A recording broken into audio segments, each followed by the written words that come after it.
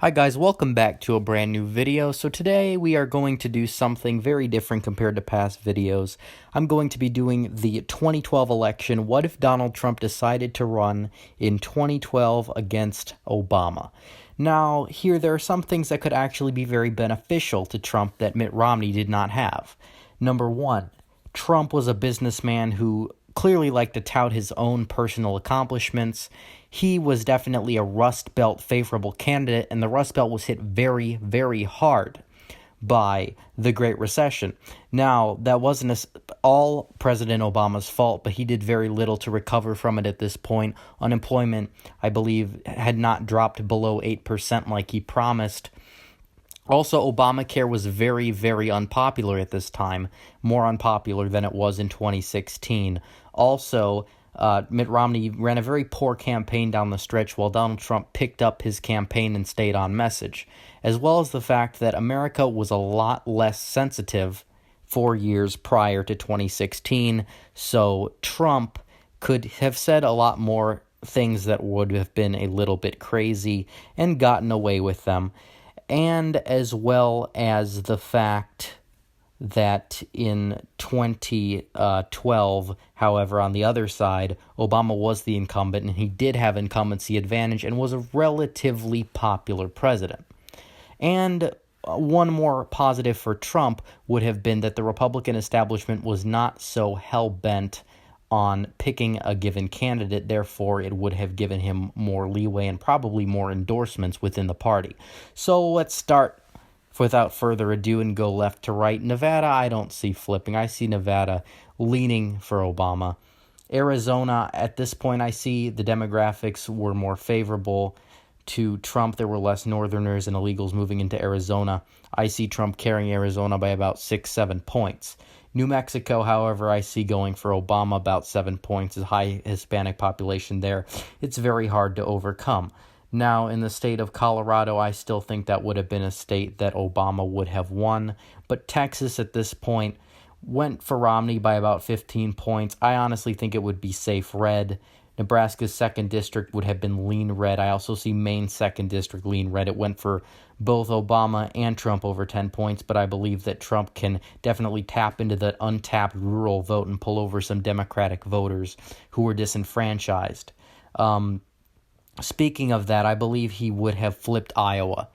But on the other hand, I don't think that Minnesota would have been ready to flip.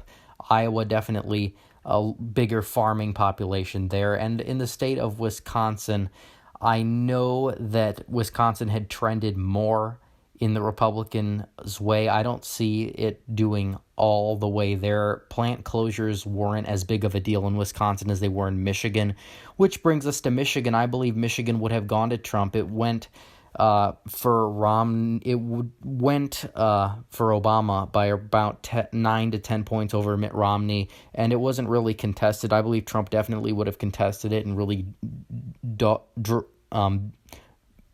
drew close to home there for some of the auto workers who were unemployed. I believe he would have turned them out in high numbers. Also, Ohio definitely is a state that would have flipped to Trump's column. Pennsylvania is a state I'm really not sure. I'm going to leave that in the toss-up column. A lot of coal plants. I'm not sure if they were going out of business at the same rate the auto plants were.